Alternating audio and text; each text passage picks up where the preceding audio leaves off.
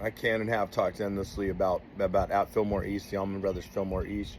Wrote a whole book about the album Play All Night, and why the album endures, why it continues to resonate 54 years after release.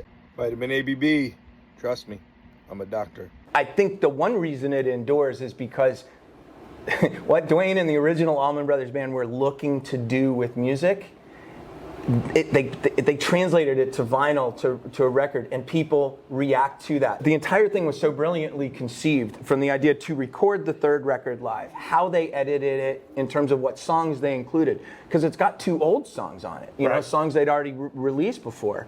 You know, their decisions, I think their decisions to leave all of the song intros in, and I did write this in the book, I think it shows a personal, fun side to Duane Allman and to the band that comes through to audiences, and I think that's another reason why they stick with it. And I'm sure there's also a famous album becomes a famous album, and we all hand it off to the next generation. You got to listen to this, and that's probably a part of it too. It does endure, and it does sound timeless. One of the greatest. I mean, it certainly is the greatest representation of the Allman Brothers, and the band. I mean, this is not one of those records where the band is like, yeah, it was okay, it wasn't as great. They all of the 4 surviving members said it their entire lives. And they are right.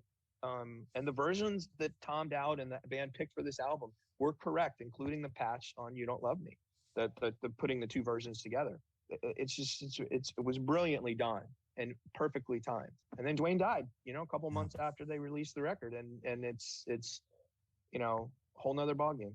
Yeah. Well, Bob, I greatly appreciate you taking the time to chat with me. Let's listen to Whip and Post to finish up the show.